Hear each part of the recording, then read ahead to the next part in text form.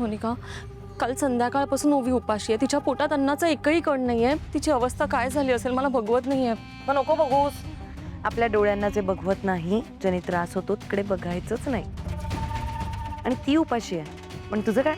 तू मस्त झालं ना, तुझं जेवण नाश्ता सगळं एकदम परफेक्ट. आपलं पोट भरलं ना, मग गप्प बसायचं.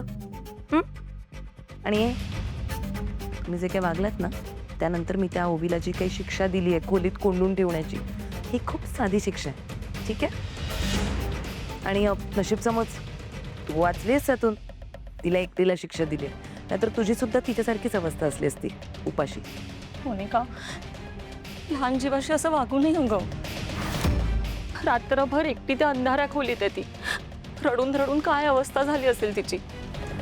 बस ना आता, झाली तेवढी शिक्षा पुरे झाली. शिक्षा बाज झाली की नाही हे या घरात फुकट राहून दिवस काढणाऱ्यांनी नाही ठरवायचं. शिक्षा कधी पास होणार हे फक्त या घरची मालकीण ठरवू शकते. म्हणजे कोण? मी.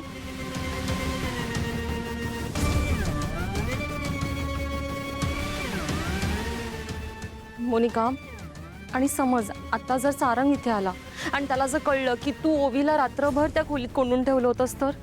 तुला काय वाटतं का अमृता? मी इथे हॉलमध्ये का घुटमळत असेन, आत्ता पण इथेच का बसली असेन? म्हणजे मी सारंगला फोन केला होता. त्याने फोन उचलल्या मला विचारलं, ओवी कशी आहे, ती बरी आहे ना, तिची तब्येत वगैरे काय करतीये? मी म्हणलं एकदम फॅन्टॅस्टिक आहे ती, मज्जा करते, अख्ख्या बंगल्यात हुंदडते इकडून तिकडे. मग मी त्याला विचारलं तुझं काम झालं का? तो म्हणाला की हां, सातारच्या क्लायंटची मीटिंग झाली आहे, पण अजूनही बाकी काही कामं आहेत. मी म्हणलं बाप रे, म्हणजे तुला संध्याकाळ वगैरे होईलच ना? तो म्हणाला हां, म्हणजे संध्याकाळ होईलच. संध्याकाळच्या आधी सारंग काय घरात पाऊल ठेवत नसतो, तोवर मी मज्जा घेणार, त्याची लेक माझ्या ताब्यात. म्हणजे तू संध्याकाळपर्यंत ओवीला त्या खोलीत कोंडून ठेवणार आहेस? मोनिका, ऐक ना प्लीज, तिला मला 2 घास तरी भरवू देत प्लीज. असं नको करू. अमृता अगं, 2 टाइमचं नाही खाल्लं तर कोणी मरत नाही ग लगेच. कधी कधी उपाशी राहिलेलं बरं असतं. हेल्दी फास्टिंग आहे. मी हेल्दी शिक्षा दिली आहे तिला, तिचं बलच होईल या शिक्षेनंतर. हा, तिला दिलेल्या या शिक्षेमुळे जर ती घाबरली असेल तर मग माझ्यासाठी चांगलंच आहे ना. इथून पुढे गाण्याच्या क्लासचं नाव घ्यायला सुद्धा घाबरेल ती. पण मोनिका ऐक ना प्लीज. ए बाई, उत्तर देते म्हणजे बोलतच राहणार का तू?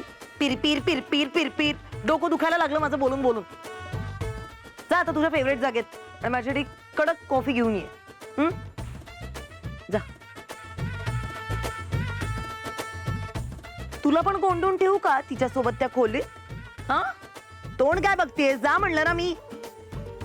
अच्छा, मराठी भाषा कळत नाहीये का? इंग्लिश मध्ये सांगते, लीव.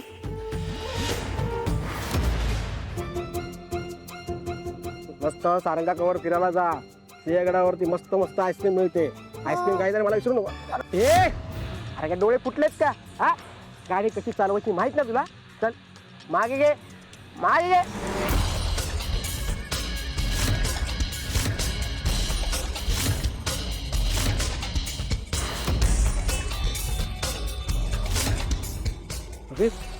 हे तुझ्या मित्राचे पालक आहेत काय? हा, त्यांच्या चेहऱ्याकडे बघून वाटत नाही की यांची मुलं गाण्याच्या क्लासला येत असतील. पण तू घाबरू नकोस. हा बबलू आहे, समजला? हा, घाबरायचं नाही. बबलू काका, तुम्ही एवढं सांगताय, पण माझ्यापेक्षा जास्त तुमचेच हात तर कापतायत ना. तुम्ही माझ्यापेक्षा जास्त भिकतायत.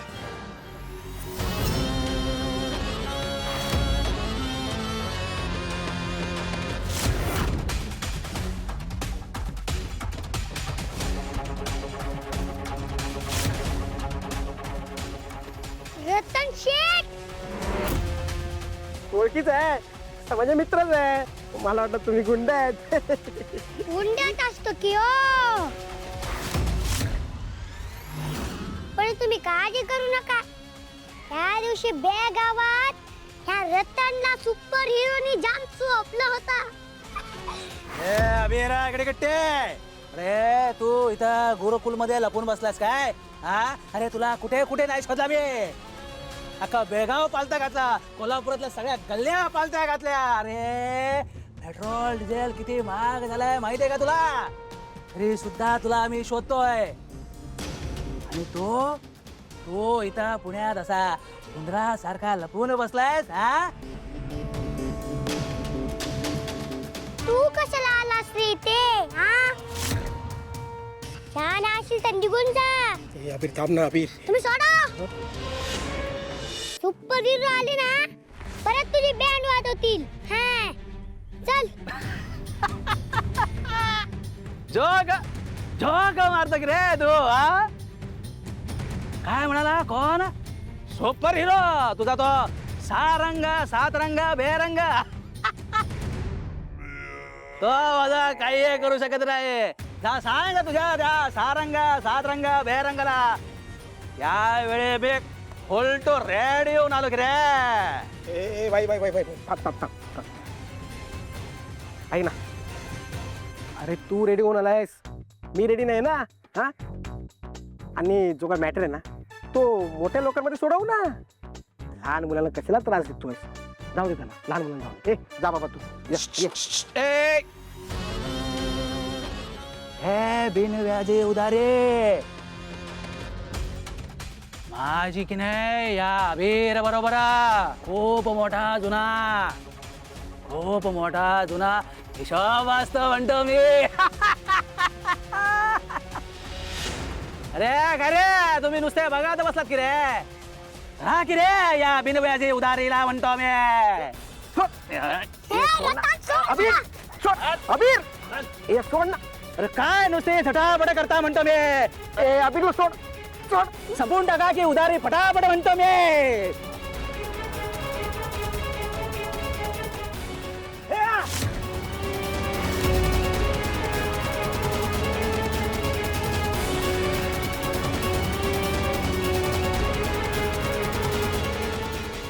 अबीर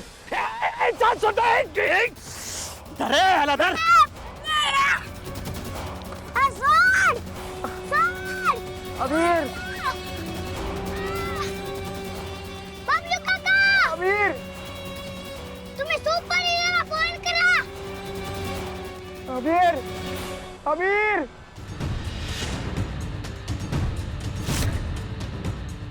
अबीर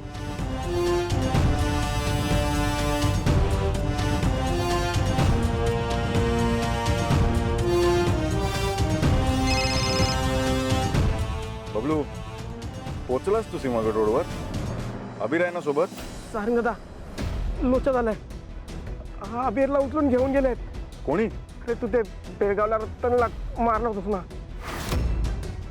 त्यांनी नेला रतन त्यांनी मला मारलं त्या अबीरला उचलून घेऊन गेलेत त्याच्यात तर आता थांब तिकडेच थांब आलो मी